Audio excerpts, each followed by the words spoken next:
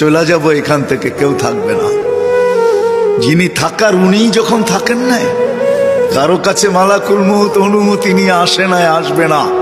শুধু একজন মুহাম্মদুর রাসূলুল্লাহ সাল্লাল্লাহু আলাইহি ওয়াসাল্লামের কাছে মালাকুল মউত যখন আসছেন, তো আল্লাহ বলছে বন্ধুর কাছে অনুমতি নিয়ে ঢুকবে। অনুমতি দিলে ঢুকবে, নাইলে ফিরে আসবে।